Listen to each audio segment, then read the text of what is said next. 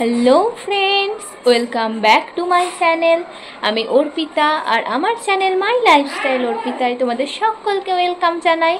आशा करी तोमरा सबाई खूब भालो आछो और आमिओ खूब भालो आछि। आमार चैनेलेर आरो एकटा नतून भिडियोते तोमादेर सकलके सुस्वागतम। तो चलो सकाल सकाल ब्लगटा तो स्टार्ट करे फेलेछि, किन्तु तोमादेर सामने एसे इंट्रो दितेई भुले गेछिलाम। तो एखन स्नान टान तो कमप्लीट हो गेछे, अनेकक्षण आगे बर जाओयार आगे स्नान कमप्लीट हो गेछे और एखन आमी जाबो पुजो करते। तो चलो ब्लगटा कन्टिन्यू देखते थाको, आशा करी तोमादेर खूब भालो लागबे। आजके रान्ना होच्छे इलिश माछ। এই যে আজকে রান্না হচ্ছে ইলিশ মাছ, মানে সরষে ইলিশ, আর তার সাথে হবে এই যে চিংড়ি মাছ। তো আজকে রান্না বান্না বেশ জমজমাটি হতে চলেছে। তো চলো ব্লগটা কন্টিনিউ তোমরা দেখতে থাকো, আশা করি তোমাদের খুব ভালো লাগবে।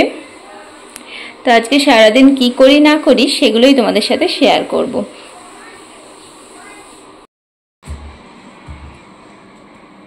তো এখন আমরা পুজো করতে যাচ্ছি।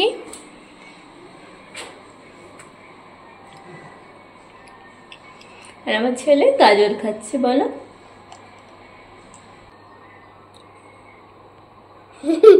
হ্যাঁ ভালো।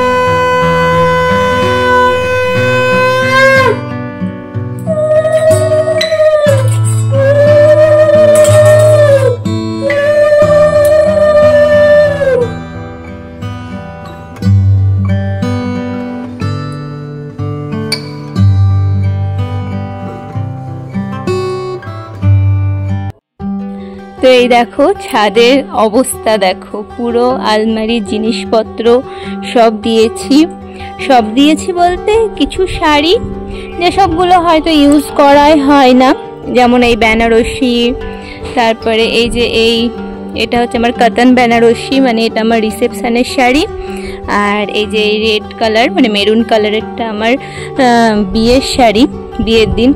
আর কিছু কিছু শাড়ি আছে যেগুলো হয়তো ইউজ করাই হয় না, ভরাই থাকে, তো সেইগুলোই বিশেষ করে রোদে দিয়েছি।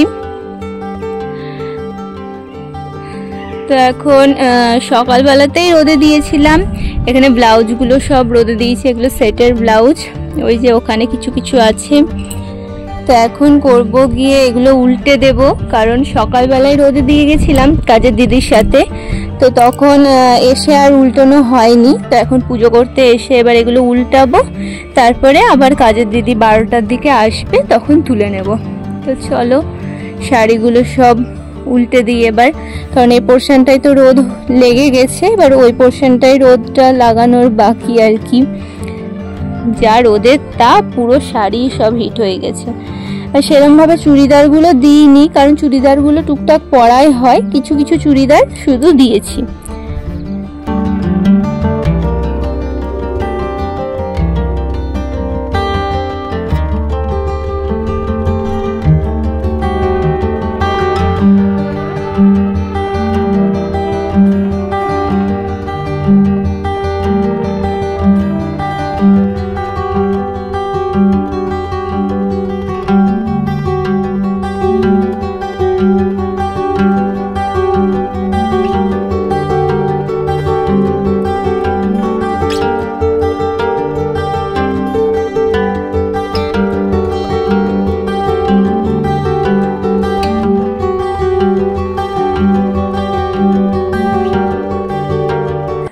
হ্যালো, তো পুজো টুজো তো সব কমপ্লিট হয়ে গেছে।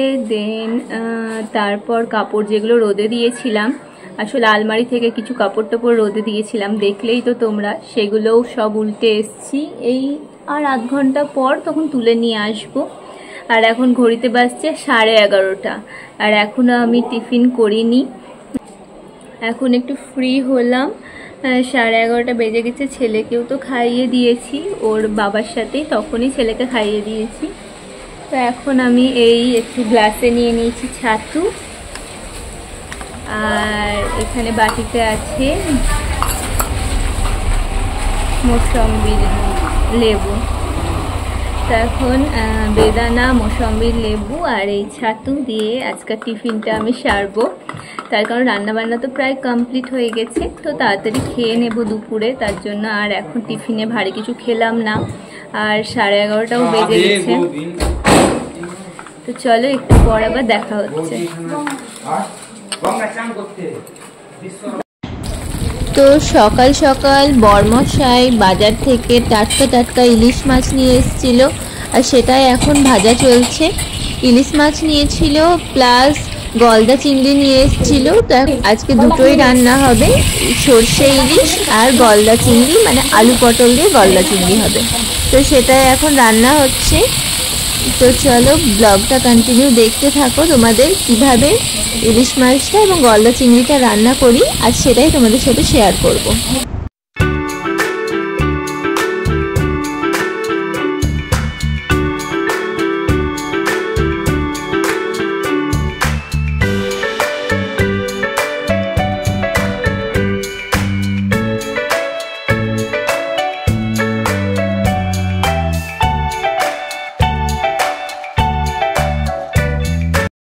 তো এইদিকে তো চিংড়ি মাছ মানে গলদা চিংড়ি ভাজা কমপ্লিট হয়ে গেছে, এখন এখানে গলদা চিংড়ির ঝোল হবে, আর এখানে ইলিশ মাছগুলো ভাজা হয়ে গেছে, এই যে পুরো কমপ্লিট। এখন ইলিশ মাছগুলো সেদ্ধ করার জন্য জল দেওয়া হবে। তো দাও। আর রান্নাটা হচ্ছে শাশুড়ি মায়ের হাতে স্পেশাল ইলিশ মাছের ঝোল, মানে সর্ষে ইলিশ, সর্ষে ইলিশ খুব সুন্দর রান্না করে মা। তো এখন মাছগুলো ভেজে তেলের মধ্যেই মাছগুলো থাকবে, তার উপরে জল দিয়ে দিতে হবে। তো মাছগুলো সেদ্ধ করার জন্য জল দেওয়া হলো, আর একটু জলটা ফুটে গেলেই এর উপর লবণ হলুদ দিয়ে দেবে।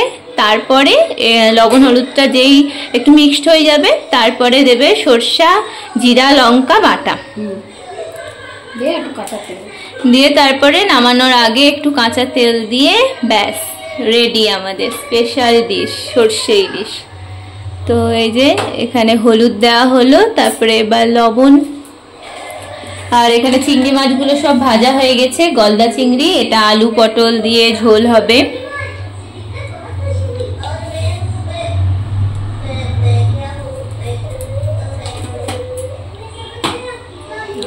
আর এখানে মাছের মাথা আর আরো দুটো পিস থাকলো, কালকে কচুর শাক দিয়ে রান্না করা হবে। তো চলো ঝোলটা মানে জলটা ফুটে উঠুক, তারপরে তোমাদের সাথে শেয়ার করছি। সর্ষে জিরে আর কাঁচা লঙ্কা মশলা করা হয়েছিল, এবার দিয়ে দেওয়া হলো। এবার ফুটবে নাকি? তো এবার ফুটে উঠবে। আর এই যে কাঁচা লঙ্কাও দিয়েছে চিড়ে। তো এই যে কাঁচা তেল দিবে, তারপরে একটু জাস্ট ফুটবে, ব্যাস আমাদের স্পেশাল ডিশ রেডি। আর এদিকেও চিংড়ি মাছগুলো মানে গলদা চিংড়িগুলো ভাজা হয়ে গেছে, আর এখানে ওর আলু কষা চলছে, চিংড়ি মাছের ঝোল হবে। আর এদিকে সরষা ইলিশ আর ভাত, আর করেছে পেঁপের তরকারি নাকি ছুটি টুটি দিয়ে পেঁপের তরকারি। ব্যাস আজকে দুপুরের খাবার একবারে জমজমাট। না তো এই যে এখন ফুটছে, তো কাঁচা তেলটাও মা দিয়ে দিল।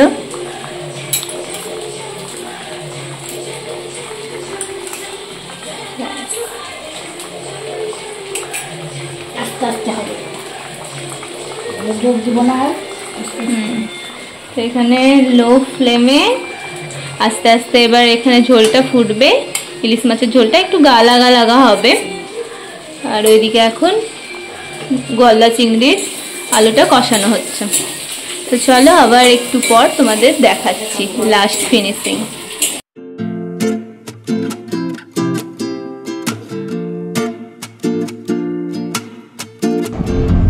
তো এখন ঘড়িতে বাজে প্রায় 12টা সাড়ে 12টা, আর এখন শাশুড়ি মাকে নিয়ে এসেছি ছাদে, দুজনে মিলে কাপড়গুলো উঠাচ্ছি।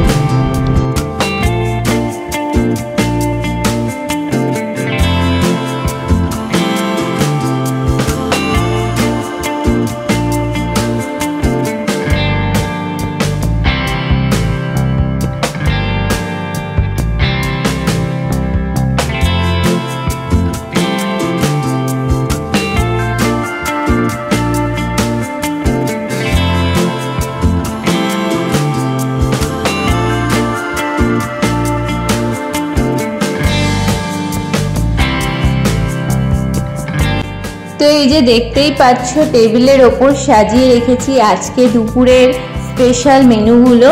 তো এই যে আমি যেটা হাতে করে তুললাম ওটা হচ্ছে ইলিশ মাছের তেল, আর তার নিচে একটা ইলিশ মাছ ভাজা আছে, একটা চিংড়ি মাছ ভাজা, আর এখানে হচ্ছে আলু পেঁপে দিয়ে তরকারি, এখানে আমড়ার চাটনি। তো লাঞ্চের যেটা সব থেকে স্পেশাল ডিশ সেটা হচ্ছে এই যে সর্ষে ইলিশ, সবার পছন্দ, আমাদের বাড়ির সবাই খুব ভালো খায় এই সর্ষে ইলিশ। আর তার সাথে হয়েছে গলদা চিংড়ি, আলু পটল দিয়ে গলদা চিংড়ির ঝোল। তো আজকের দুপুরের মেনুগুলো তোমাদের সাথে শেয়ার করলাম। কেমন লেগেছে মানে রান্নাটা কেমন দেখতে হয়েছে সেটা অবশ্যই কমেন্ট বক্সে বলো। আর এখানে আমি ছেলেকে খাওয়াতে বসে গেছি, ওকে ইলিশ মাছ দিইনি, চিংড়ি মাছ দিয়েই ওকে খাওয়ালাম, কারণ ইলিশ মাছের প্রচণ্ড কাঁটা আর সেভাবে মানে ভয় লাগে বাচ্চাকে খাওয়াতে গেলে, সে কারণে ওকে চিংড়ি মাছ দিয়েই খাওয়াচ্ছি। আর তার সাথে দিয়েছি আলু পেঁপের তরকারিটা। তো চলো বন্ধুরা, আজকের ভিডিওটা এখানেই তাহলে এন্ড করছি। কেমন লেগেছে অবশ্যই কিন্তু কমেন্ট বক্সে জানাবে। আর এভাবেই তোমরা আমার পাশে থেকো, সাপোর্ট করো। আর কি ধরনের ভিডিও দেখতে চাইছো অবশ্যই সেটা কমেন্ট বক্সে বলো, আমি সে ধরনের ভিডিও বানাতে চেষ্টা করব। তো চলো আজকের মতন টাটা, বাই বাই। সবাই ভালো থেকো, সুস্থ থেকো। Good night.